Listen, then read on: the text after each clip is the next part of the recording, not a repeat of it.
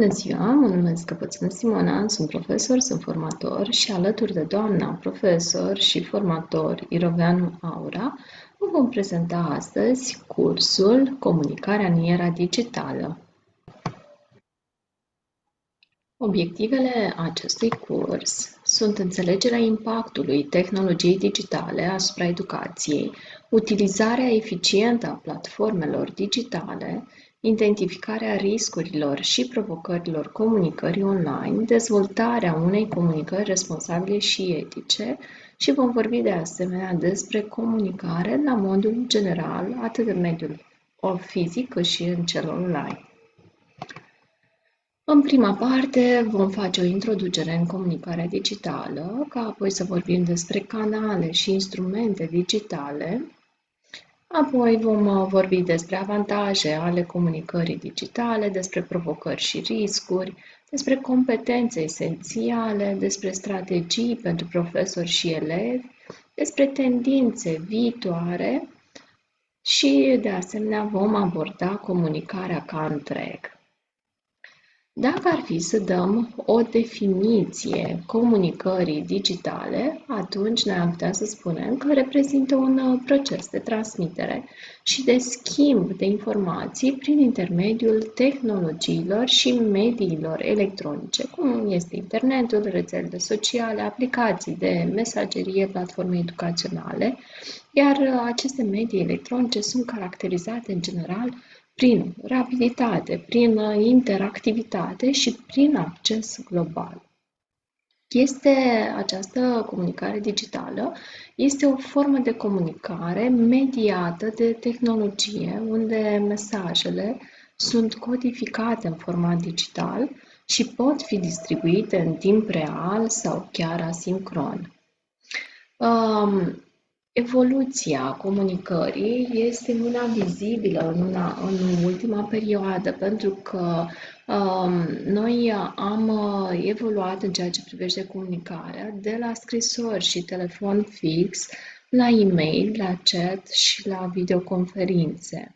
A apărut o schimbare de paradigmă, efectiv. Nu mai există doar emițător și receptor, ci rețele întregi unde fiecare poate fi consumator și creator de conținut. Este important acest aspect în educație, întrucât aceste schimbări au transformat procesul clasic de predare-învățare într-unul flexibil și accesibil global. Dacă ar fi să ne gândim la canalele și la instrumentele digitale de educație, acestea pot fi nenumărate.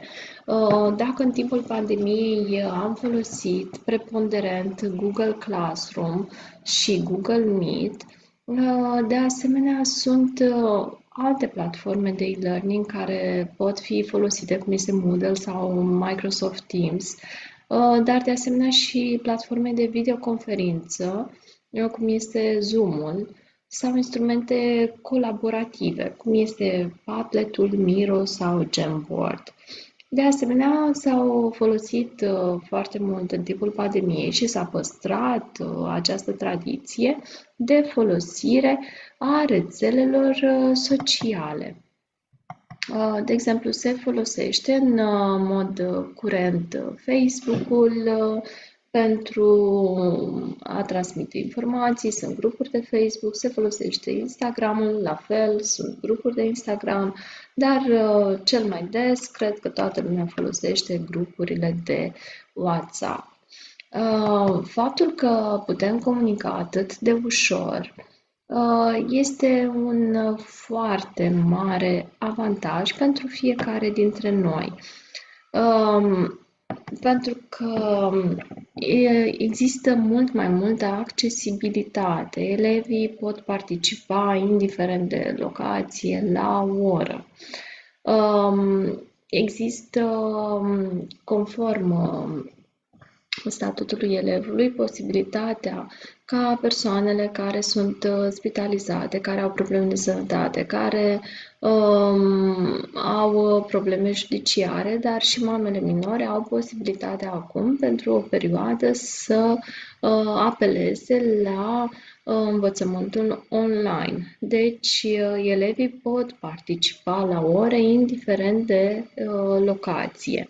De asemenea, există resurse nelimitate disponibile online. Dacă înainte profesorul avea toată puterea, întrucât era singurul care deținea informația și trebuie să ne amintim, cel puțin noi din aceeași generație, la facultate, dacă nu ajungeam la cursuri, nu aveam informația, nu aveam de unde învăța și atunci era absolut necesară prezența, pentru că profesorul era cel care dădea informația și doar el o deținea.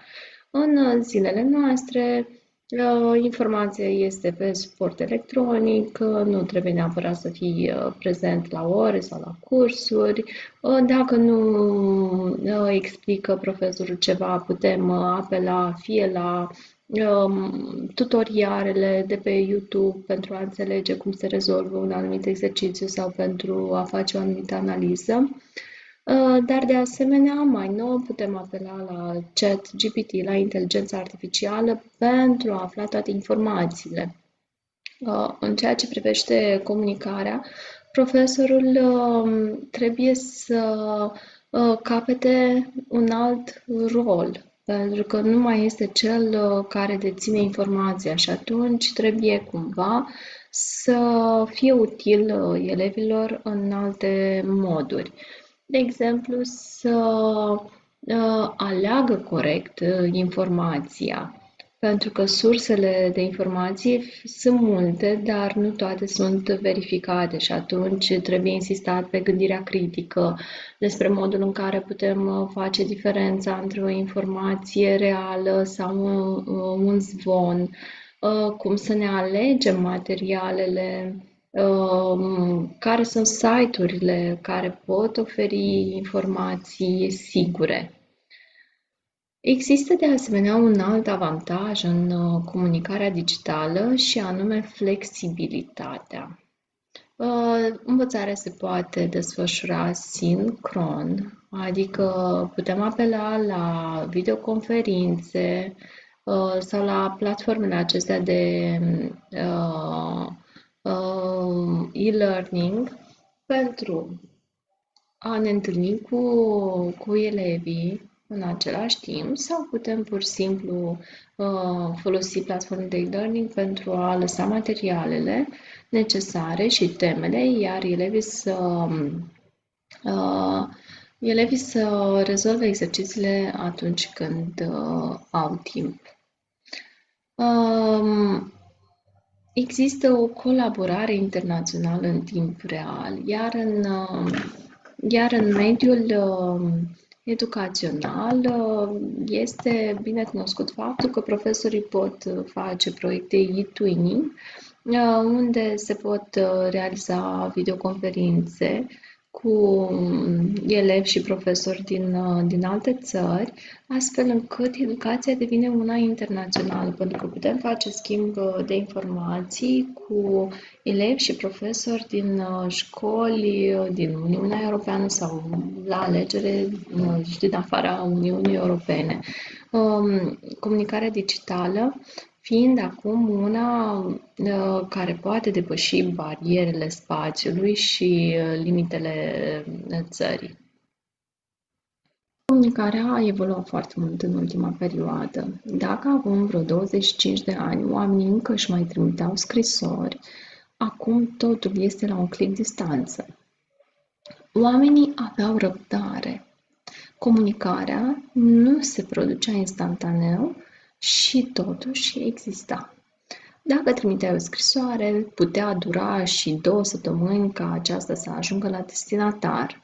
Dacă era ceva urgent, mergeai la oficiul poștal și trimiteai o telegramă. Dar totul necesita timp. În momentul în care primeai o scrisoare, deschideai cu entuziasm pentru a citi rândurile respective, uneori simțeai și un miros parfumat, și încercai să descoperi persoana care a scris acele rânduri. Astăzi nu mai trebuie să descoperim nimic pentru că putem face o videoconferință, putem suna cu video și putem vedea acea persoană în timp real, indiferent de locul în care se află, poate fi și în capătul celălalt al lumii. A apărut o schimbare de paradigmă. Nu mai există doar emițător și receptor, ci există rețele întregi unde fiecare poate fi consumator sau creator de conținut. Dacă ne uităm la rețelele de socializare, acolo fiecare transmite informații în funcție de cunoașterea sa, iar ceilalți, glisând permanent ecranul telefonului, accesează aceste informații, dar se trece atât de rapid de la informație la alta încât creierul este supra-solicitat, iar informația aceea nu este integrată.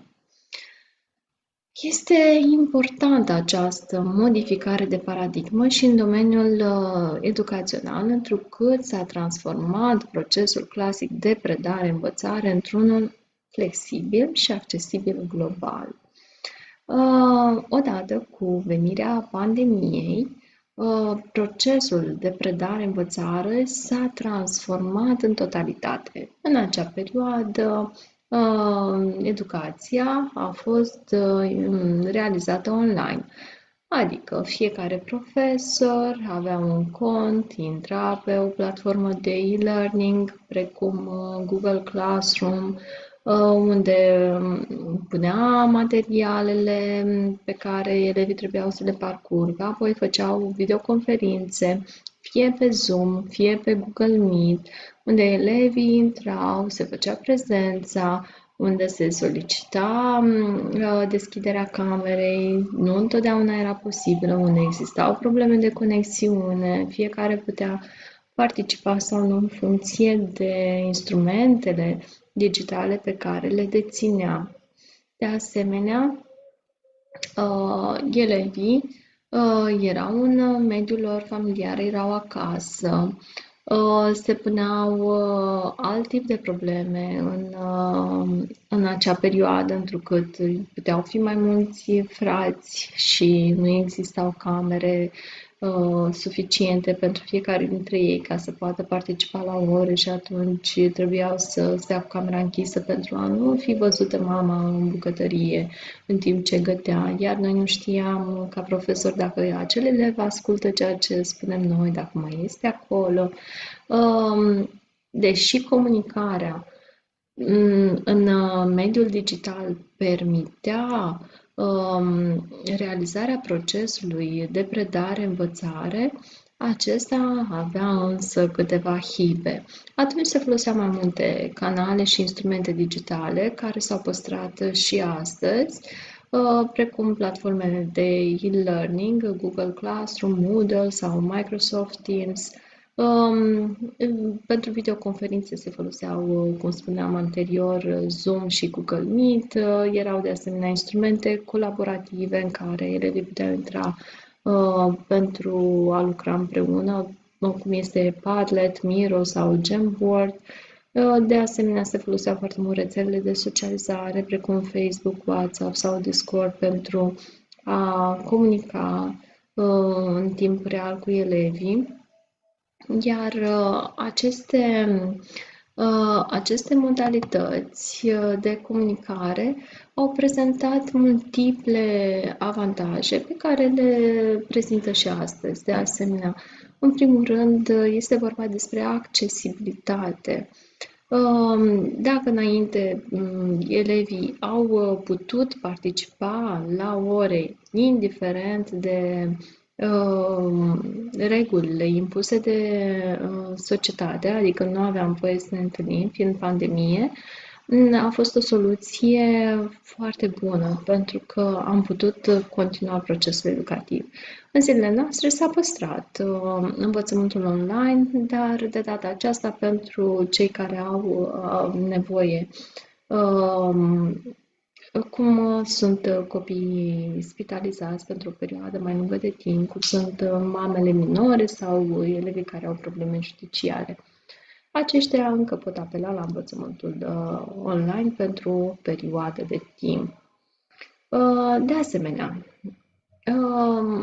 acum în mediul online se găsesc resurse nelimitate. Informația este una accesibilă, fiecare om poate afla în 2 secunde tot ce își dorește. Odată cu apariția inteligenței artificiale, informația a căpătat o cu totul altă valoare.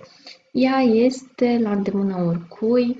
Practic, avem un asistent personal, capabil și cu foarte multe informații, permanent la noi în telefon. Există, de asemenea, în mediul educațional o flexibilitate, pentru că învățarea poate fi sincronă, adică ne întâlnim cu elevii la școală, dar de asemenea poate fi și asincronă, pentru că noi, de asemenea, le putem trimite materialele, fie pe grupurile de WhatsApp create, fie pe platforme precum Google Classroom.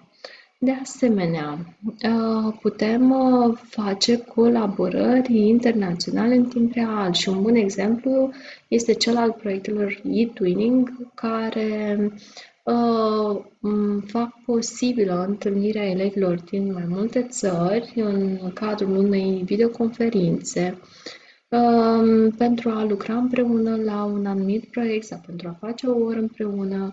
De asemenea, putem invita profesori din alte țări pentru a face schimb de experiență, iar acest tip de comunicare digitală oferă niște avantaje extraordinare elevilor care pot avea acces la resurse atât de valoroase.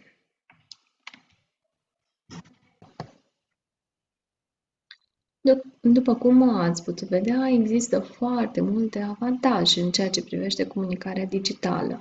Totuși există și multe provocări și riscuri. Cum spuneam anterior, în timpul pandemiei, elevii nu întotdeauna deschideau camera. Ei, acest lucru ne făcea pe noi să ne întrebăm dacă ei sunt acolo sau nu, dacă sunt atenți sau nu. Pentru că în clasă, în mediul fizic, noi le putem vedea privirea, putem să ne dăm seama dacă ei sunt concentrați pe informația transmisă sau pe exercițiile pe care le facem sau ei sunt cu atenția în altă parte. Un risc pe care îl are comunicarea digitală, cel puțin în mediul educațional, este exact această distragere, dar de asemenea și multitasking-ul. Multitasking-ul este extrem de periculos, întrucât atenția noastră este împărțită și, bineînțeles, că nici informația nu ajunge clar la elev. Ei fiind în fața calculatorului, pot accesa jocuri, pot accesa rețelele de socializare și atunci unde ne este atenția, acolo ne este și energia și cu siguranță toată energia lor este în acea direcție, întrucât un joc video sau o rețea de socializare oferă mai multă plăcere decât o lecție de școală.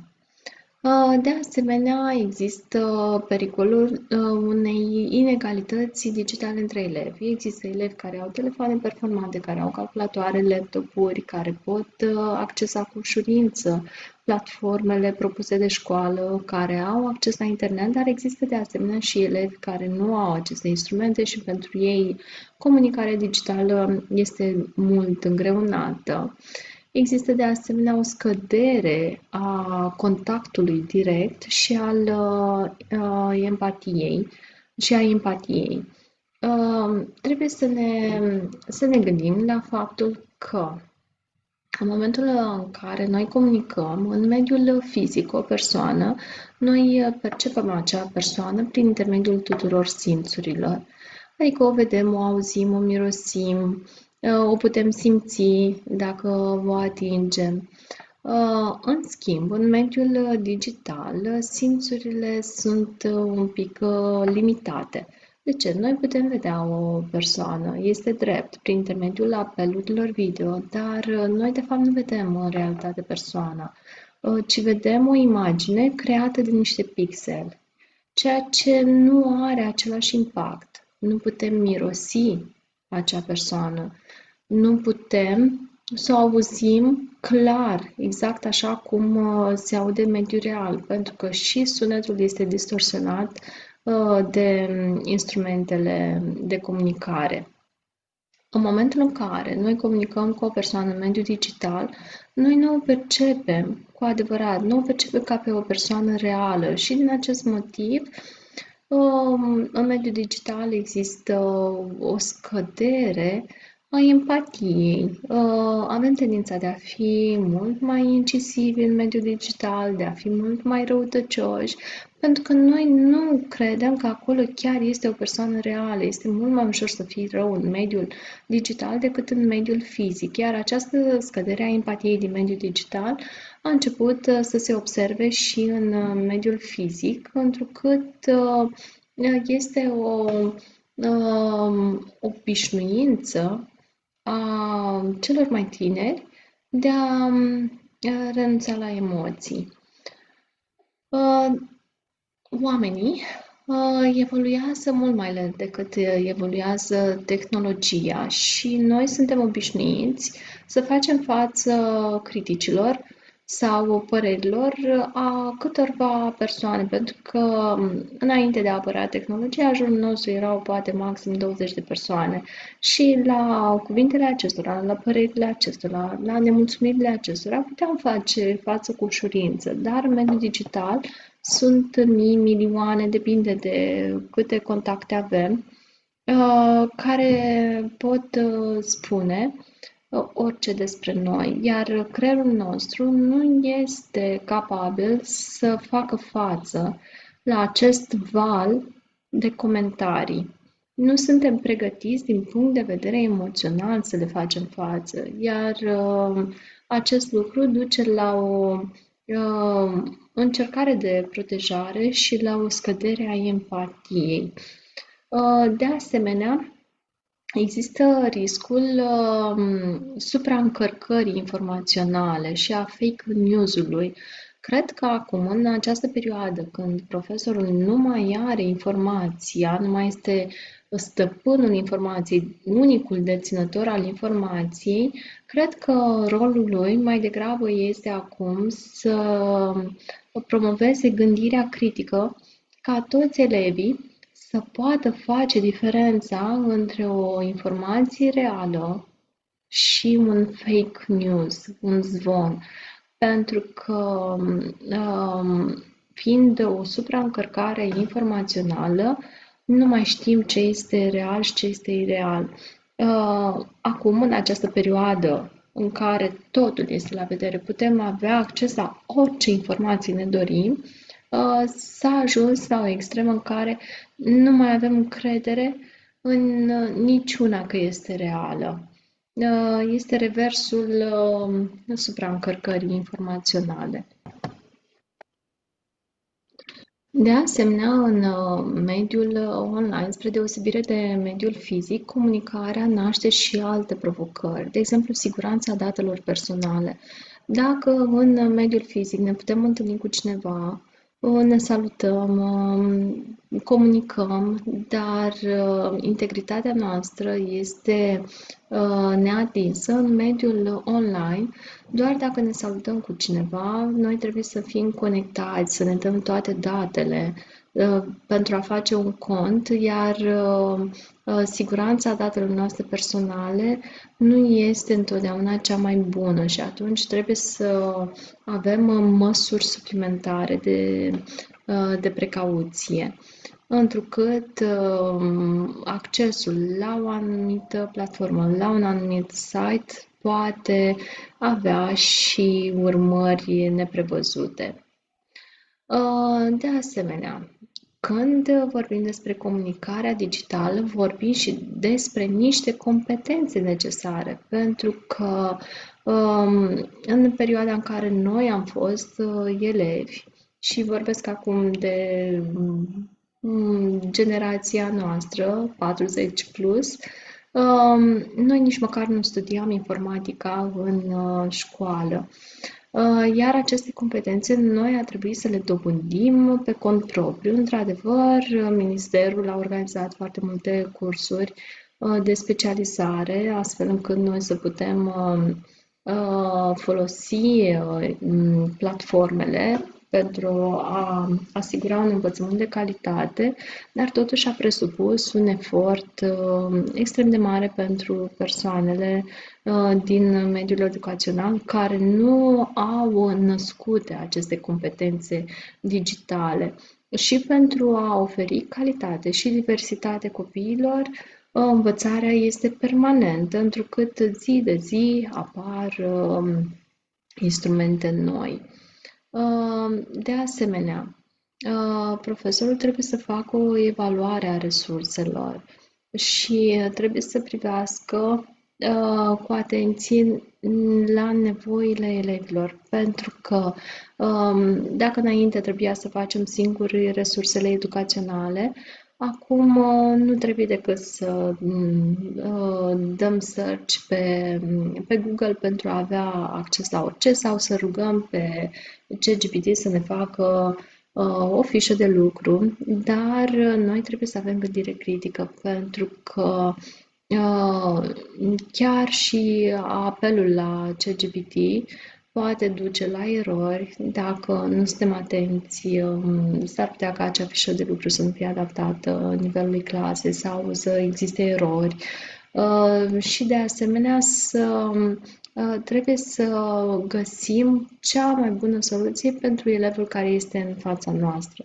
Deci noi trebuie, mai mult ca oricând, să fim atenți la elevi. De asemenea, trebuie o autodisciplină și un management al timpului, pentru că comunicarea în mediul digital și realizarea lecțiilor folosindu-ne de instrumente digitale presupune foarte mult consum de timp. Tot acest proces este cronofag și putem petrece ore întregi încercând să ne dăm seama cum funcționează o anumită platformă, cum putem avea acces, cum îi putem învăța pe elevi să acceseze acele informații sau să se conecteze și atunci trebuie să fim atenți și la instrumentele pe care le folosim dacă sunt atât de utile încât să folosim timpul necesar. Există de asemenea o etică digitală. Noi trebuie să respectăm niște reguli. Nu putem face orice în mediul online. De asemenea, există o inteligență emoțională și empatie online pe care noi trebuie să o accesăm. Dacă nu putem comunica fizic cu o persoană și să ne arătăm emoția care se transmite de la om la om, în mediul digital nu se poate simți acea emoție prin toți porii și atunci noi trebuie să găsim modalități pentru a ne transmite emoțiile. Dacă trimitem un mesaj, în general folosim emoticoane. Dacă folosim un apel video, atunci ne putem folosi de limbajul non-verbal și paraverbal pentru a transmite emoțiile noastre și poate la ele pentru a transmite dragul de a le preda. Un mare avantaj al comunicării în era digitală este acela că putem oferi un feedback rapid. De exemplu, dacă folosim Kahoot, elevii primesc imediat răspunsurile după finalizarea testului și atunci nu mai există acea perioadă de așteptare pentru primirea notei. De asemenea, un alt mare avantaj este gamificarea învățării, adică putem învăța prin intermediul jocului și acesta aduce o notă ludică învățării, dar există și riscul de a transforma învățarea în cu totul altceva, să nu mai putem avea eficiență. De asemenea, există o învățare colaborativă prin proiecte online, iar acesta este un mare avantaj pentru că putem face parteneriate cu alte școli, putem apela la școlile din Uniunea Europeană sau din afara Uniunii Europene, așa cum spuneam, prin intermediul proiectelor. Iar această învățare este colaborativă. Ei pot participa la un proiect în același timp prin intermediul unor instrumente precum Padlet, de exemplu. Învățarea online poate fi îmbinată cu învățarea offline, dând un plus de valoare actului educațional. Este foarte apreciat de elevi faptul că profesorii pot apela acum la quiz-uri interactive și la resurse multimedia, pentru că acestea sunt cele care le atrag atenția în mod deosebit. Ei fiind obișnuiți să petreacă foarte mult timp în fața unui ecran, atunci când le propunem și noi sarcini de lucru în acest mediu, ei se simt mult mai confortabili decât în mediul fizic. Acum, tendințele viitoare sunt marcate de apariția inteligenței artificiale. Aceasta a devenit tot mai populară, atât în rândul adulților cât și în rândul copiilor, și ei accesează tot mai des ChatGPT sau Gemini pentru a rezolva sarcinile de lucru. Realitatea virtuală poate face simulări și experimente, poate să le dea o nouă viziune copiilor, poate aduce ceva inaccesibil până în acest moment în timpul orei pentru a vedea cu exactitate, de exemplu, cum se produce o reacție chimică sau cum erupe un vulcan. Ei pot vedea real prin intermediul inteligenței artificiale, pot vedea în timp real, dar nu pot vedea real, ci o simulare. Trebuie să fim realiști că societatea evoluează într-o anumită direcție, iar acea direcție este una digitală. Indiferent care sunt consecințele, acesta este tiparul educației moderne. Ea aduce oportunități nenumărate, accesibilitate, flexibilitate, colaborare, dar de asemenea și multe provocări. Totuși, nu putem vorbi de comunicare digitală dacă nu avem competențe reale de comunicare la modul general. Și din acest motiv aș vrea să vorbim un pic despre comunicare în mediul fizic sau online.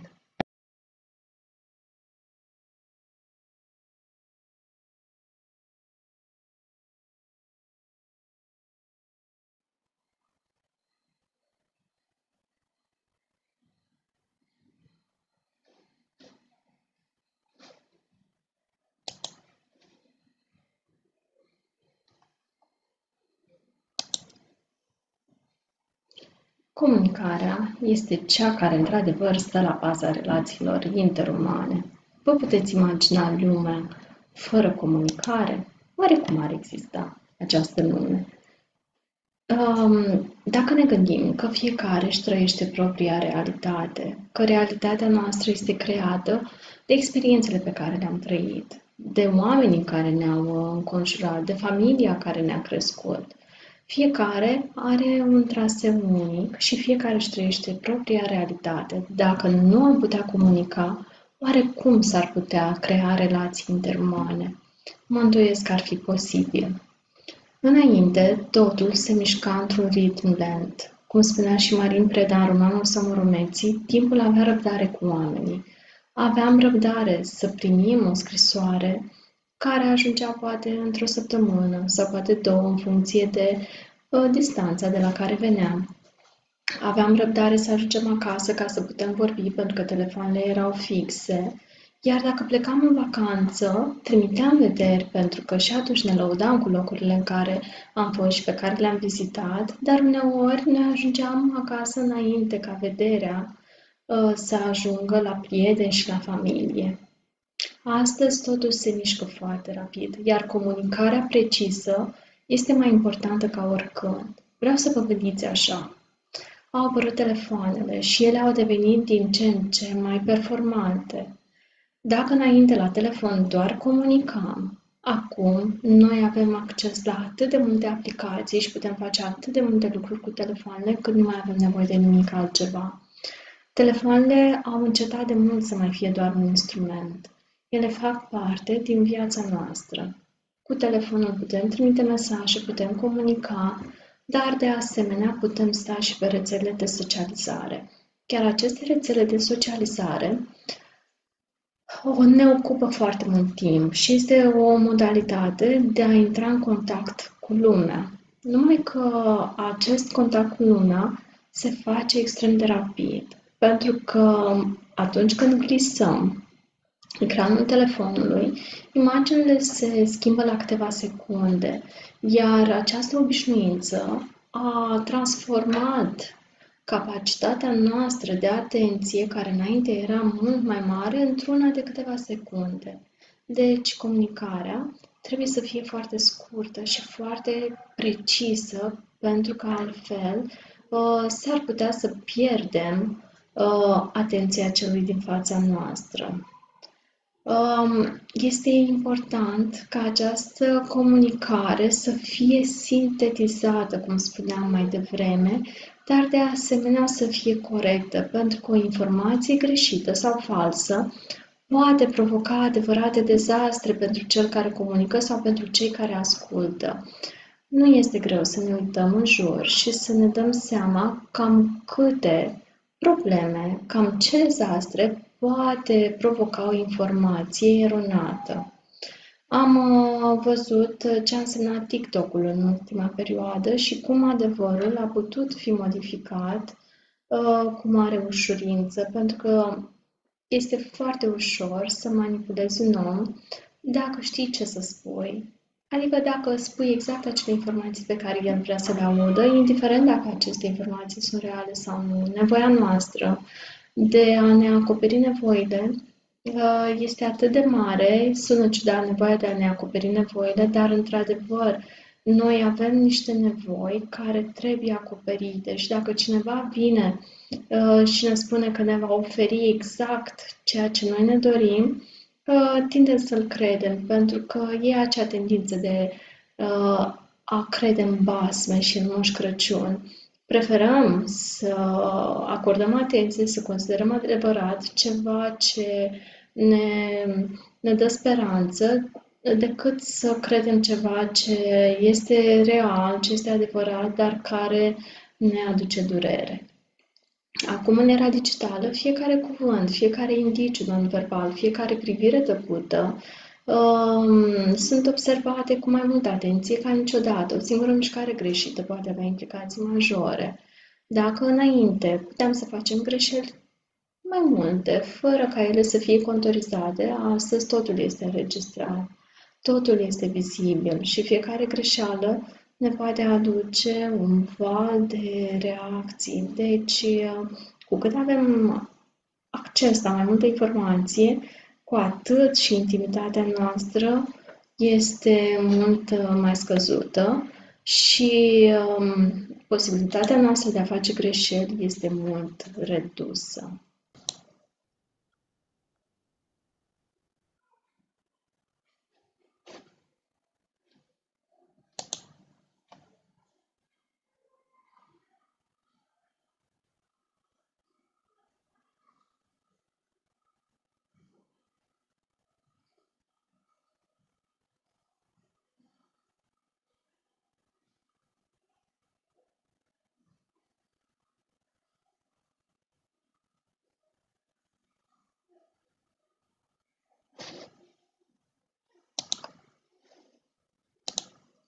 Comunicarea este pur și simplu o manifestare în exterior a gândurilor, a intențiilor și a concluziilor despre oamenii din jurul nostru, căci din prisosul inimii grăiește gura. Într-adevăr, ceea ce avem în minte devine cuvânt, iar Biblia începe chiar cu aceste rânduri. La început a fost cuvântul și cuvântul era Dumnezeu. Asta înseamnă că fiecare cuvânt al nostru este extrem de important. Indiferent dacă el este rostit în spațiul fizic sau în spațiul virtual, fiecare cuvânt are un rol extrem de important, pentru că el este forma pe care o capătă gândurile noastre, intențiile noastre, în raport cu cei din jurul nostru. Atunci când le comunicăm elevilor, pentru că acest curs este făcut în principiu pentru profesori, o să ne raportăm destul de mult la comunicarea cu elevii. În momentul în care mergem în fața unor elevi și le comunicăm, ar fi bine să le comunicăm gândurile noastre și intențiile noastre și nu neapărat o suită de informații, pentru că aceste informații se pot găsi cu ușurință, așa cum spuneam în introducere, se pot găsi cu ușurință în mediul virtual. Dacă toate informațiile sunt prezente, dacă ChatGPT ne oferă informații despre orice dorim, care mai este rolul profesorului? Spre deosebire de ChatGPT, omul este o combinație de minte și suflet. Dacă ar fi să ne gândim la ceea ce reprezintă corpul și la ceea ce reprezintă mintea noastră, ar trebui să avem în vedere un aspect. În corpul nostru, de obicei, există o chimie. O chimie care reprezintă, de fapt, emoțiile. Emoțiile, când sunt foarte puternice, determină mintea să fie atentă la ceea ce se întâmplă în exterior. Și când mintea înregistrează ceea ce se întâmplă în exterior, înseamnă că se creează o amintire. Deci, mintea reține amintirile, reține imaginile, iar corpul reține emoțiile. Noi, când comunicăm, nu comunicăm pur și simplu doar cuvinte. Noi comunicăm cu întreaga noastră ființă. Noi comunicăm gânduri, noi comunicăm intenții, dar comunicăm de asemenea și emoții. Pentru că noi suntem un cumul de toate acestea. Dacă privim un om, se spune că 7% din ceea ce comunică este prin intermediul cuvintelor. Restul se comunică non-verbal și paraverbal. Dacă cuvintele le putem controla, dacă ne putem controla și corpul, este absolut dificil să ne controlăm vocea, ca să nu spun imposibil. Emoțiile pe care le simțim se recunosc în vocea noastră. Cu cât vocea are o tonalitate mai ascuțită, cu atât noi suntem mai agitați. Cu cât vocea are o tonalitate mai joasă, cu atât noi suntem mai așezați. Când tonul este unul foarte ridicat, atunci nimeni nu ne mai aude. De ce? Pentru că tonul transmite atât de multă agitație încât oamenii nu ne mai pot asculta. Deci, în interiorul clasei, dacă ne dorim ca elevii să ne asculte, niciodată nu ridicăm tonul, pentru că este o modalitate sigură de a-i face să nu ne mai audă absolut deloc.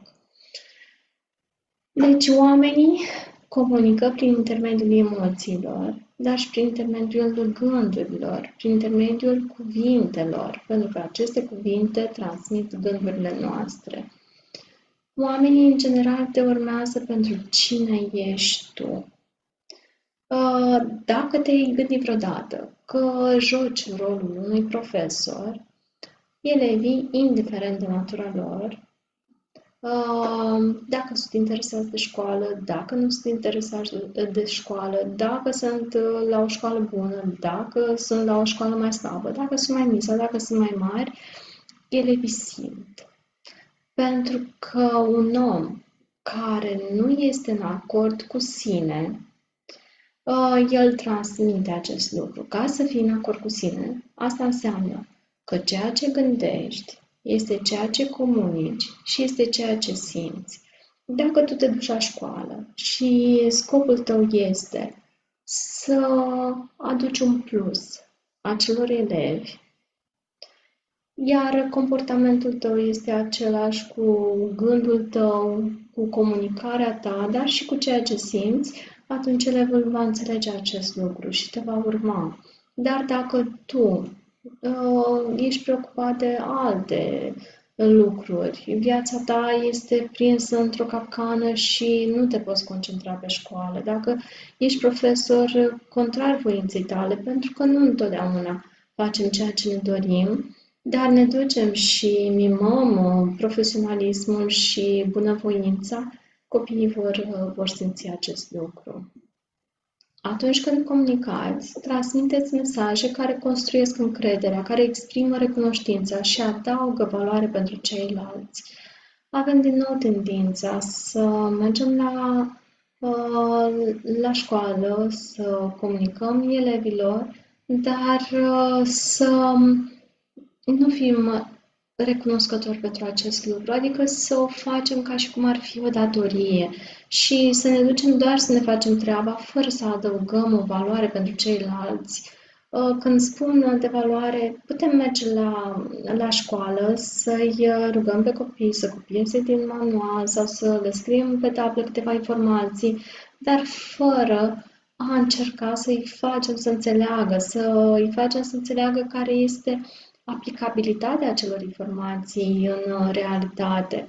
De multe ori, o bună modalitate de a ajunge la inima lor este de a înțelege, de a ne adapta la schimbările sociale din ultima vreme și a înțelege că ei nu sunt ca noi. Dacă ei sunt dependenți de telefoanele mobile, de mediul digital, dacă pentru ei ceea ce se întâmplă în mediul digital are mai mult înțeles, are mai multă valoare decât ceea ce se întâmplă în realitate, singura modalitate este să le acordăm suficientă atenție, să înțelegem că va trebui să ne mutăm și noi în mediul online, să folosim digitalul, să folosim materialele audio, video și să comunicăm pe limba lor. În comunicare există câteva principii de bază, indiferent dacă este vorba despre comunicarea fizică sau comunicarea digitală. Un prim aspect important este să nu criticăm. Un alt aspect important este să nu condamnăm. Un alt aspect este să nu ne plângem, apoi să vorbim despre ceea ce interesează pe ceilalți, să recunoaștem când greșim și să-i lăsăm pe alții să păstreze aparențele. De exemplu, o să mergem la primul aspect, acela de a nu critica. Ne place să-i criticăm pe ceilalți. Și ne place să facem asta pentru că și noi ne criticăm pe noi, pentru că și noi am fost criticați la rândul nostru, pentru că modelul sistemului nostru de învățământ este preluat din zona estică, unde totul se baza pe pedeapsă, în niciun caz pe laude sau pe încurajări. Și atunci ne-am învățat să criticăm, ne-am învățat să scoatem în evidență ceea ce este greșit și mai puțin ceea ce a fost bine. Dacă un copil a luat nota 9, bineînțeles că vom atrage atenția pentru ceea ce a greșit, nu pentru ceea ce a făcut bine. Nu condamnați. Un alt aspect este nu condamnați. Nu condamnați elevii pentru erorile lor. Nu-i condamnați pentru că nu le știți niciodată background-ul. Nu știm de unde vin, nu știm ce s-a întâmplat în viața lor, nu știm de ce sunt acolo unde sunt. Nu vă plângeți, nu mergeți la clasă să vă plângeți. Ați pierdut contactul cu elevii în momentul în care vă plângeți de viața voastră, vă plângeți de ceea ce aveți voi de făcut, de ceea ce vi se oferă, vă plângeți că nu primiți suficienți bani pentru ceea ce faceți, că nu primiți suficientă apreciere, nu primiți suficientă atenție, vă plângeți pentru programa încărcată, vă plângeți pentru căldura din clasă, pentru mirosul din clasă, pentru colegii care nu vă înțeleg. Copiii nu sunt interesați de problemele dumneavoastră. În general, pentru a capta atenția cuiva, este bine să vorbim despre ceea ce îi interesează pe ei. Viața noastră nu îi interesează pe ei. I-ar interesa viața noastră dacă ar avea legătură cu viața lor, dacă ar fi un exemplu care îi poate motiva. Voi trebuie să vorbiți despre interesele lor, despre ceea ce contează pentru ei. Este de asemenea foarte important să recunoaștem când greșim. De multe ori, profesorul consideră că el are întotdeauna dreptate, că el are informație, că el are cunoștințele pentru că el este profesor și este o autoritate. Dar este atât de uman să greșim și este la fel de uman să recunoaștem când greșim. Dacă recunoaștem greșeala în fața elevilor, ei vor înțelege că este normal ca și ei să greșească, așa cum și un profesor greșește și că fiecare greșeală este o modalitate de a învăța, în niciun caz, un motiv de pedeapsă.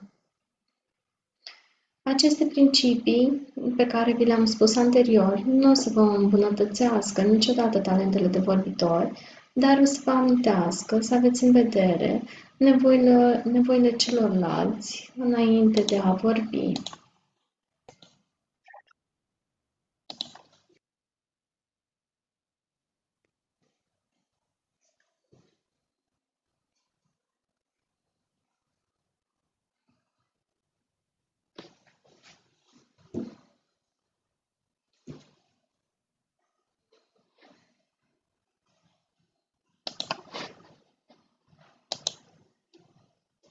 Comunicarea fie distruge, fie încurajează. La fel cum spune și Biblia, la început a fost cuvântul și cuvântul era Dumnezeu. Cuvântul are o forță inimaginabilă, are o forță creatoare și poate crea un viitor în funcție de ceea ce spune. Dacă încurajăm un copil, viitorul lui poate fi diferit în față de situația în care l-am descurajat. Există mijloace de comunicare digitală care fac posibil accesul la mai mulți oameni mai rapid și cu costuri mai mici. Din acest motiv, noi putem face o postare pe o rețea de socializare sau putem crea un grup de WhatsApp sau un grup de Facebook sau de Instagram și acolo putem comunica cu foarte mulți oameni rapid. Dacă vrem să trimitem un mesaj, îl trimitem tuturor părinților odată sau tuturor elevilor odată sau dacă o facem pe o rețea de socializare, atunci putem comunica cu toți elevii noștri în același timp. Totuși, tehnologia, chiar dacă ne oferă această posibilitate de a comunica rapid cu toate persoanele pe care le știm, ea are și dezavantaje. O comunicare nepotrivită poate duce la distrugerea reputației ușor și rapid. De aceea trebuie să fim foarte atenți cu ceea ce spunem, pentru că, în general, s-a născut o cultură a plângerilor și a criticilor, indiferent de motivația pe care o avem sau de ceea ce vrem să transmitem, s-ar putea să trezim în mintea oamenilor un motiv de a critica sau de a se plânge. Creierul uman este construit astfel încât să fie atent la ceea ce este negativ prima oară, pentru că doar astfel omul a putut evolua și a putut să se adapteze, fiind atent la ceea ce nu a funcționat. Dacă am fi fost atenți la ceea ce este pozitiv, oamenii nu cred că ar mai fi evoluat așa cum au făcut-o până acum. Ce se întâmplă în momentul în care facem o postare, dacă scriem un mesaj pe unul dintre grupuri? Ce se poate întâmpla? Se poate întâmpla să nu fim bineînțeleși, pentru că există o diferență între comunicarea fizică și comunicarea digitală, comunicarea online. Nu putem să ne folosim tonul, sarcasmul sau gluma pe care o putem face în realitate poate fi înțeleasă cu totul diferit. Voiam să zic chiar că dacă în realitate noi vrem să facem o glumă, ea poate fi înțeleasă ca un sarcasm, pentru că nu este tonul cel care poate fi exprimat în online. Nimănui nu-i place să fie dezaprobat de ceilalți oameni și din acest motiv reacția celorlalți este una care poate fi de groază. Oamenii, pe lângă faptul că sunt terifiați de critică, ei simt nevoia să se și apere. Desaprobarea duce la neîmplinirea uneia dintre nevoile de bază. Dacă ar fi să mergem la Maslow și la nevoile primare, prima nevoie este aceea de a avea hrană, de a avea adăpost, de a avea îmbrăcăminte. Dar imediat după ce aceste nevoi sunt împlinite, oamenii au nevoie să fie iubiți. Și de aceea este importantă familia, dar de asemenea au nevoie să fie apreciați. Este una dintre nevoile primare, iar absența aprecierii duce la efecte negative asupra dezvoltării oamenilor, ei fiind concentrați doar pe căutarea aprobării și atunci ei o pot face în moduri diferite, chiar și în moduri destul de agresive, cum ar fi plângerile pe care le pot face sau criticile pe care le pot aduce în mediul online sau mai des în mediul online decât în cel fizic. De aceea este foarte important să fim atenți nu doar la cuvintele pe care le folosim în comunicare, dar și la modul în care comunicăm. Pentru că noi trebuie, în era digitală, noi trebuie să înlocuim tonul cumva și o bună modalitate, dacă este o comunicare informală, este de a folosi pictograme. Dar dacă nu este o comunicare informală și este una extrem de formală, trebuie să alegem cu mare atenție modul în care folosim cuvintele.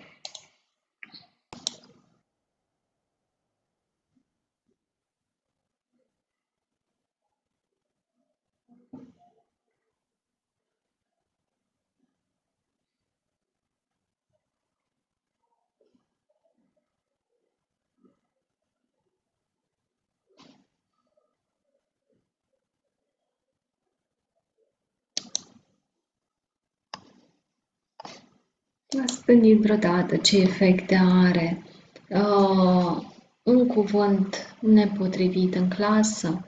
Ce se întâmplă când criticați un elev? Uneori, el se ascunde practic de noi, adică nu ne mai vorbește, nu mai este receptiv la ceea ce spune sau se revoltă, pentru că există două modalități în care oamenii reacționează. Atunci când o autoritate îi, îi abolește practic posibilitatea de a se exprima, unele fie devine rebel, opoziționist, fie supus. Dar niciuna dintre variante nu este una optimă. Atunci când vrem să câștigăm o dispută, nu este indicat să criticăm, chiar dacă avem dreptate, pentru că denigrarea nu duce niciodată la schimbare în niciun tip de comunicare, mai ales în cea scrisă, în care fiecare poate vedea mesajul nostru dacă este vorba despre un grup de WhatsApp. Când denigrăm, celălalt simte nevoia să se apere. Dacă nu știe să se apere, atunci este cu atât mai grav, pentru că îl afectăm pe el și modul în care va reacționa cu alte persoane. Când omul devine defensiv, el ridică bariere care nu pot fi depășite. Un om care a devenit defensiv, pe lângă faptul că nu mai ascultă nimic din ceea ce spunem, noi nu vom reuși niciodată să mai ajungem la el, pentru că barierele sunt atât de înalte încât cu greu pot fi depășite. Orice vom spune în acel moment va fi trecut printr-un filtru al scepticismului și al neîncrederii totale. Ca să câștigăm o dispută, este bine să arătăm greșeala. Niciodată nu trebuie să ascundem o greșeală, pentru că nu venim în ajutorul lui astfel, dar nu cu critică, ci trebuie să prezentăm greșeala ca o modalitate de învățare.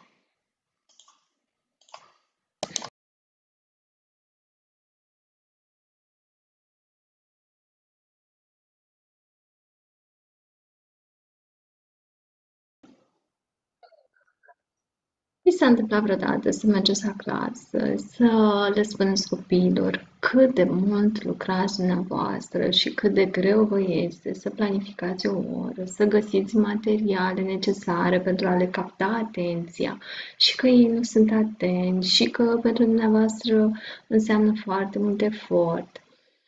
Ei bine, eu vă înțeleg, pentru că și eu fac același lucru. Caut materiale, mă gândesc cum să aranjez lecția astfel încât să le captez atenția elevilor. Dar trebuie să avem în vedere faptul că nimeni nu vrea să afle informații care sunt interesante doar pentru noi. Ceea ce ține de actul didactic în sine este doar treaba noastră, iar pe elevii îi interesează atât de puțin încât își pierd interesul în primele 2 secunde de când am deschis gura. Toată lumea vrea informații de valoare, dar informații care să fie valoroase pentru ei, nu pentru noi. Că evenimentele din agenda noastră personală sunt importante doar pentru noi, iar pentru ei sunt extrem de plictisitoare. Aș vrea să vă gândiți acum la calmul din timpul comunicării.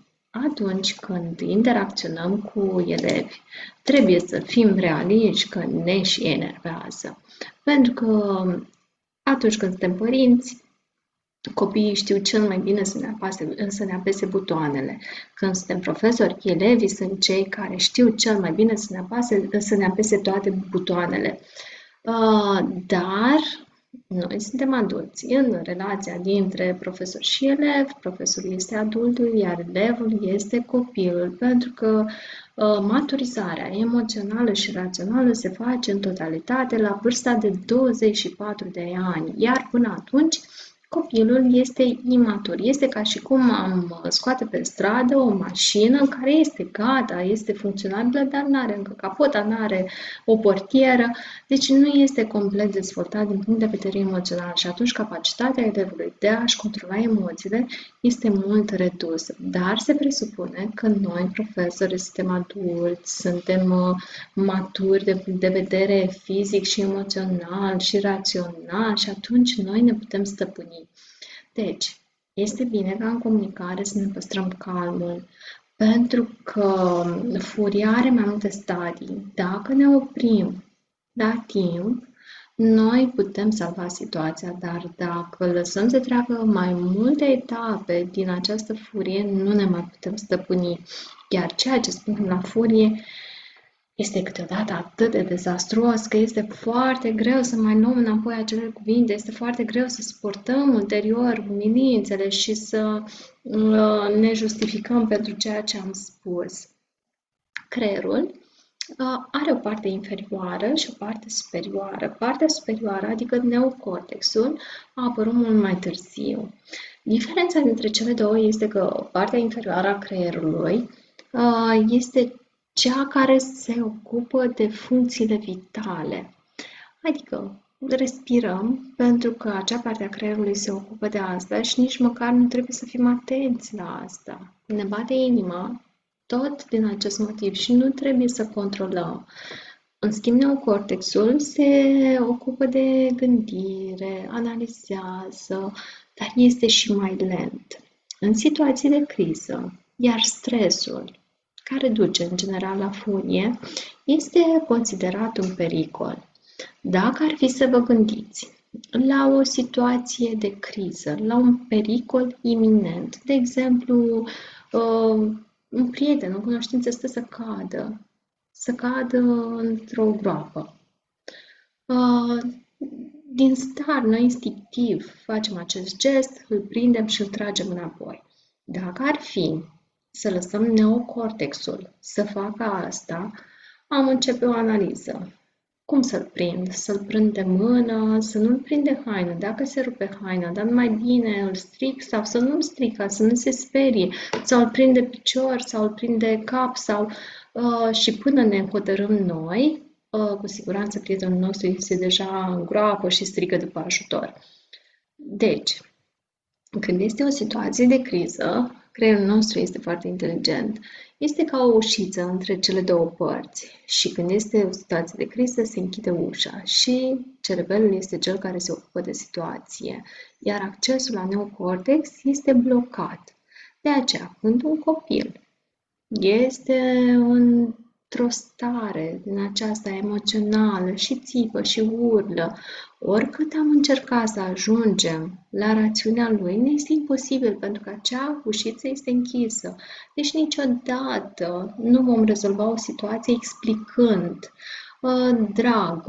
dragul meu, știi că în această situație este bine, nu trebuia să faci asta, nu vor înțelege. Trebuie să acționăm din punct de vedere emoțional, întâi să-l echilibrăm emoțional și apoi să putem deschide acea ușiță dintre cele două părți ale creierului să ajungem la rațiunea lui.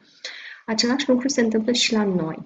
În momentul în care suntem nervoși, s-a închis ușița și noi nu mai avem acces la partea de neocortex. Deci nu mai gândim logic. Știți că este și acea vorbă, am văzut roșu în fața ochilor, adică nu am mai gândit, pur și simplu. Și putem spune în aceste situații în care nu gândim, putem spune lucruri dureroase pentru copii și umilitoare pentru noi. În acest motiv este absolut necesar să ne calmăm înainte de a comunica.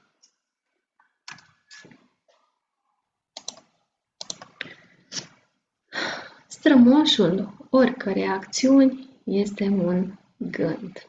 Ce poate fi mai adevărat de atât? Atunci când avem un gând, el poate deveni acțiune. Și toți oamenii își doresc să fie valoroși. Dar cum îi valorizăm noi pe acești oameni? Vreau să vă gândiți așa. Este o poveste a unui păstor care avea 100 de oi. El avea grijă de aceste oi și pentru el era foarte important să se întoarcă mereu cu toate 100 înapoi acasă. Odată, una dintre oi, cu toată grija lui, a dispărut. Variantele erau două. Să lase pierdută acea oaie și să aibă grijă de celelalte 99 care aveau nevoie de protecția lui. Sau să plece în căutarea acelei oi, să le lase nesupravegheate pe cele 99. Nu știu ce ați alege dumneavoastră, dar acest păstor a ales să le închidă pe cele 99 de oi, să le lase cu câinii și să plece în căutarea uneia singure, pentru că el considera că fiecare oaie în parte este extrem de valoroasă. Dacă ar fi să ne raportăm la ele, cum am face dacă aceste oi ar fi elevii? Noi avem la fiecare clasă câte 20 ceva de elevi, acum chiar mai mulți. Dacă ar fi să ne raportăm la acești elevi, sunt câțiva care nu vor să învețe, sunt câțiva pe care noi îi considerăm cazuri pierdute. Noi considerăm că nu mai avem ce să mai facem cu ei, nu sunt interesați, părinții nu se interesează de ei, au probleme comportamentale și de multe ori le spunem, hai stai acolo, taci din gură, lasă-i pe ceilalți care vor să învețe să o facă și măcar nu mai deranja o oră. Practic, noi suntem păstorii, iar elevii noștri sunt oile noastre. Ce vom face? Uneori, alegem să avem grijă de cele 99 de oi, dar alteori este bine, acolo unde vedem un dram de speranță, să-i acordăm atenție și acelui elev care, chiar dacă are probleme comportamentale, are nevoie de sprijinul nostru. Cum credeți că s-ar simți acest elev dacă l-am face să se simtă important? Pentru că dacă noi plecăm în căutarea unuia singur, îl facem să simtă că el este important pentru noi, la fel cum sunt și toți ceilalți elevi. Acest mesaj este unul care îi poate influența întreg viitorul. Când lucrăm cu elevii, indiferent că o facem în mediul online sau o facem fizic, noi trebuie să îi apreciem. De multe ori aprecierea este considerată lingușire. Dar cum facem diferența între lingușire și apreciere? Păi, diferența este dată de implicarea sinceră. Pentru că noi, în momentul în care dezvăluim anumite calități, spre deosebire de lingușeală, observăm acel om suficient de atent, astfel încât să știm ce susținem, să-l cunoaștem destul de bine pentru a fi conștient de ce contează cu adevărat. Când vedem un elev, este lipsit de importanță. Dacă abia îl vedem și zicem, oh, bravo, ce tare ești, ce frumos ești, ce deștept ești, dar o spunem la suprafață, o spunem superficial, fără a intra în profunzime, fără a vedea exact ce calități are. De multe ori sunt copii care ne fac probleme și abordăm această modalitate de a-l peria un pic ca să fie de partea noastră. Dar, din păcate, ei simt asta, pentru că atunci când saluți un om și nici măcar nu îl privești în ochi, când îi spui unui om ce bine îmi pare că te-am văzut și nici măcar nu te uiți la el, el își dă seama că este ceva formal, că este ceva de suprafață și că nu există o implicare sinceră. Spunem lucruri pe care credem că ar trebui să le spunem, dar de fapt nu ne punem deloc mintea la contribuție. Ce mesaje credeți că transmite lingușeala? Mesajul este unul destul de concludent. Nu contez destul de mult pentru mine ca să-ți acord atenția mea. Dacă noi considerăm că facem un bine prin lingușeală, să știți că, dimpotrivă, oamenii simt, pe când o apreciere sinceră înseamnă că trebuie să acordăm atenție acelui om, să-l descoperim, să fim interesați efectiv de el și atunci el va simți că aprecierea noastră este una sinceră. Aș vrea să vă citesc povestea unui tată care îi se adresează fiului. Citesc povestea unui tată care îi se adresează fiului său.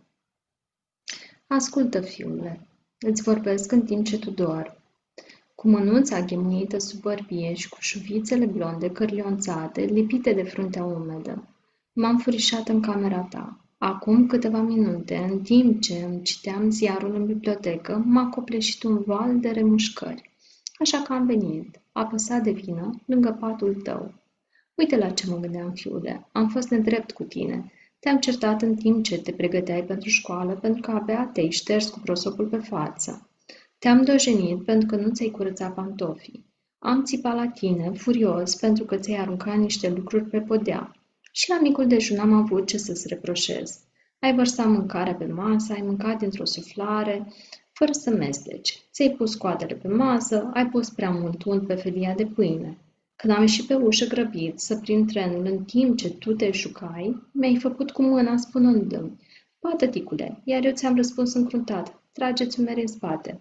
După amiaza, am luat-o de la capăt. Pe drum spre casă, te-am văzut stând în genunchi pe jos, jucând jocul cu bile. Aveai găuri șosete. Te-am făcut să te simți prost în fața camarazilor de joacă, împingându-te de la spate spre casă. Șosetele fusese răscumpe și dacă ar trebui să ți le cumperi singure, ai avea mai multă grijă de ele. Pune-te în locul meu, fiule. Ții minte, mai târziu, când eu citeam în bibliotecă și tu ai venit timid cu o privire suferindă? Mi-am ridicat ochii de pe ziar, enervat din cauză că fusesem întrerupt, iar tu ai rămas în ușă, ezitând să înaintezi. Ce vrei? M-am răstit. N-ai zis nimic, dar ai venit alergând și te-ai aruncat în brațele mele, te-ai prins cu mâinile strâns de gâtul meu și m-ai pupat, iar mânuțele tale m-au atins cu afecțiune pe care Dumnezeu ți-a sădit-o în inimă și pe care nici măcar indiferența mea n-a putut-o clinti. Apoi ai plecat, urcând scările tropăind. Ei bine, fiule, la puțină vreme, ziarul mi-a alunecat din mâini și m-a cuprins o teamă teribilă. Ce făcuseră obiceiurile din mine? Obiceiul de a găsi vina, de a certa, pentru că așa te răzbăteam, pentru că ești copil. Asta nu însemna că nu te iubesc, dar așteptam prea mult de la tine. Te măsuram cu măsura adecvată a anilor mei, iar tu aveai atât de multe trăsături bune, plăcute și autentice, inima ta mică era la fel de largă pe cât sunt zorii care se ridică din spatele dealurilor. A demonstrat impulsul tău spontan de a alerga la mine și am însorutat de noapte bună. Nimic altceva nu mai contează în seara asta, fiule. Am venit lângă patul tău în întuneric și am îngenunchiat aici, rușinat. Este o compensație infimă. Știu că nu ai înțelege aceste lucruri, Dacă ți le-aș spune în timpul zilei, dar de mâine am să fiu un tătică adevărat, îți voi fi tovarăș, voi suferi și voi râde alături de tine. Îmi voi mușca limba înainte să-ți mai spun cuvintele aspre, îmi voi repeta în minte, este doar un băiat, un băiețel. Mă tem că te-am văzut ca pe un om mare, dar acum, când te privesc, fiule, chemuit și obosit în pătuț, îmi dau seama că ești încă un copil. Mai ieri erai în brațele mamei tale cu capul pe umărul ei. Ți-am cerut mult prea mult. De multe ori, în relația noastră cu copiii, fie ei copiii noștri personali, fie ei elevii noștri, avem așteptări ireale de la ei.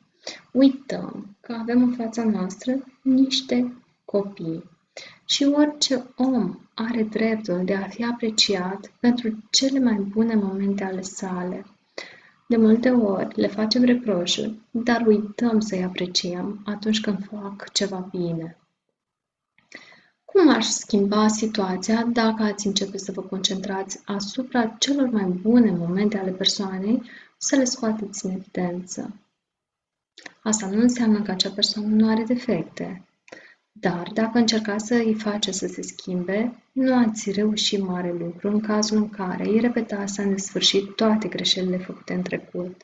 Dacă începeți, în schimb, să-i amintiți de persoana în care ar putea deveni, ceva se va trezi în interiorul acelei persoane. Ar putea începe să vadă ce ar putea deveni în ciuda a ceea ce a fost până acum.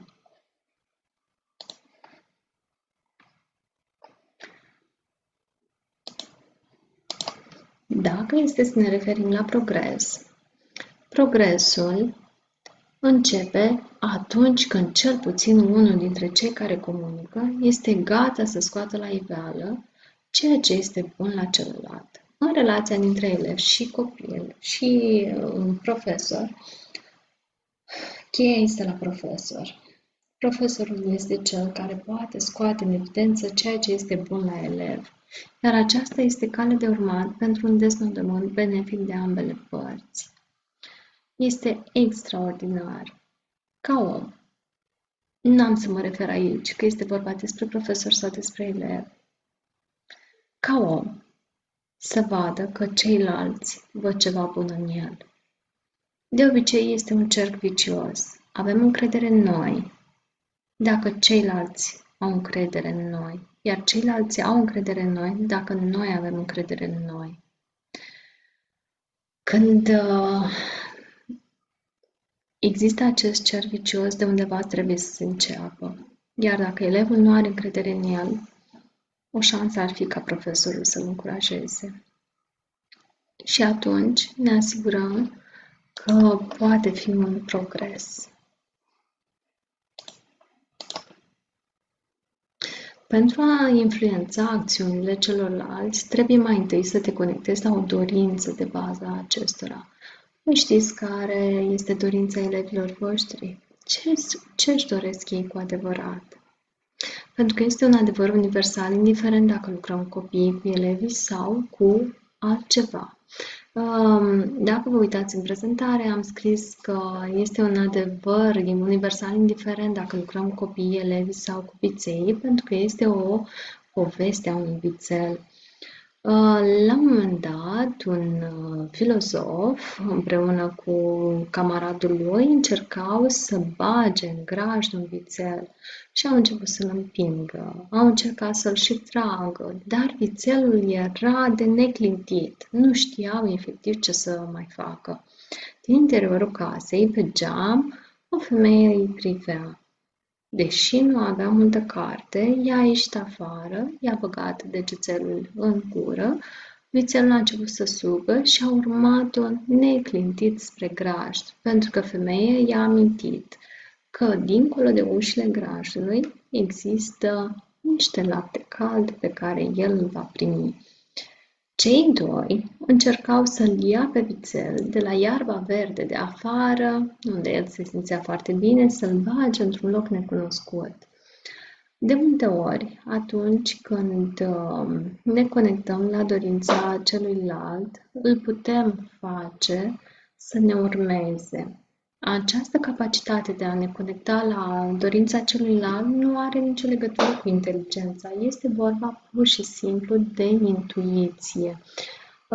Iar intuiția este dată de capacitatea noastră de a vedea cu adevărat un om. Îl privim cu adevărat, nu doar superficial.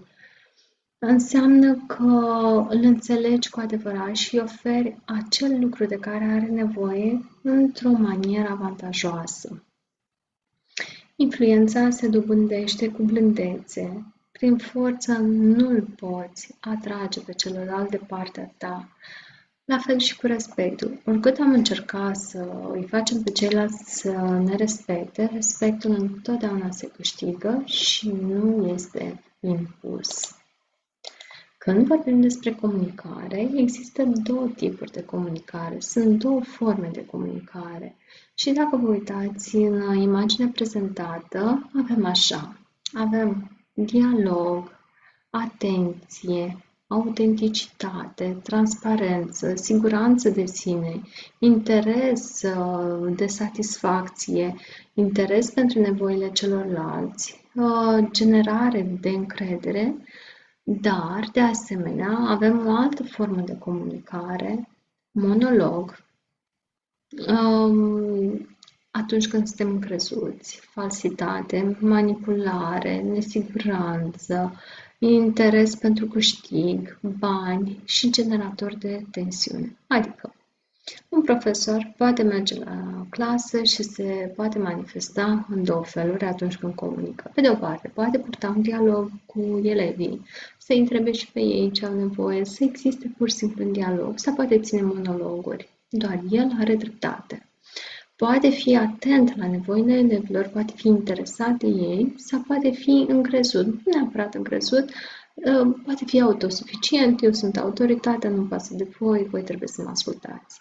Poate fi autentic, adică poate fi uman, se poate manifesta cu blândețe, își poate recunoaște greșelile, se poate comporta ca un om cu ei, sau poate fi fals, eu sunt aici pentru voi, dar de fapt nu mă interesează de voi, vreau să vă ajut, dar de fapt nu fac nimic ca să vă ajut, ci doar îmi fac treaba. Aici este o dovadă de falsitate, o lingușire, cum spuneam anterior, îi poate linguși pe ele fără să fie cu adevărat atent la ceea ce reprezintă ei. Poate fi transparent, pe de-o parte, adică să spună, uite, eu asta îmi doresc de la voi, asta vreau să fac, spuneți-mi și voi ce pot face pentru voi și voi încerca să răspund nevoilor voastre, sau poate fi manipulator, adică să-i constrângă pe elevi să facă anumite lucruri care sunt în interesul lui personal, nu neapărat în interesul elevului. De exemplu, participare la concursuri, care de multe ori pe elevi îi ajută prea puțin, dar pe profesor îi ajută. Siguranța de sine. Un profesor autentic este sigur pe el. Un profesor care încearcă să îi atragă pe elevi de partea lui într-un mod lipsit de autenticitate este și nesigur pe el, pentru că nu știe dacă elevii vor răspunde sau nu. Un profesor poate merge la clasă fiind interesat să satisfacă nevoile elevilor sau poate merge la clasă doar ca să-și ia leafa să plece acasă. Poate fi atent la nevoile celorlalți sau poate merge acolo doar pentru bani. Poate să genereze încredere elevilor sau poate să genereze tensiuni prin diverse conflicte. Este o poveste a ministrului educației pe care am să vă citesc pentru a extrage câteva informații și de aici.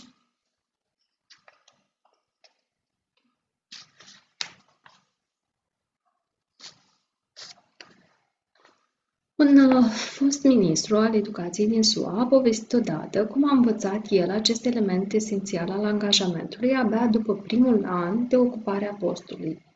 Omul se simțea foarte mândru de progresul lui. Ieșise în mulțime și susținuse discursuri, iar oamenii aplaudaseră și zâmbiseră.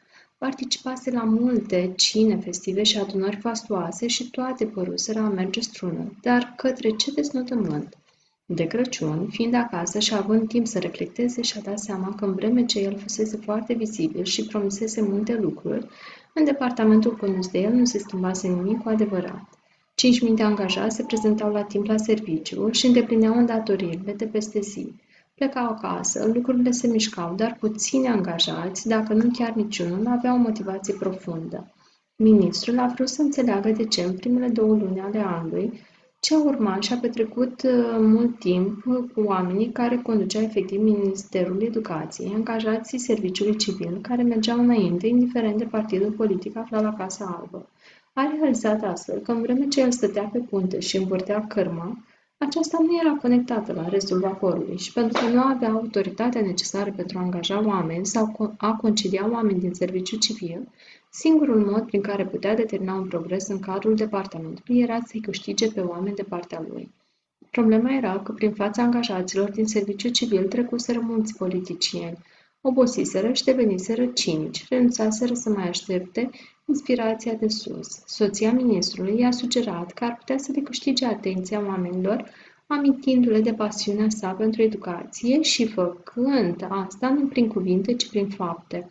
Mergi prin școli, petrece timp cu copiii, lucrează la detalii, toată lumea va observa asta pentru că sunt lucruri de care oamenilor le pasă cu adevărat.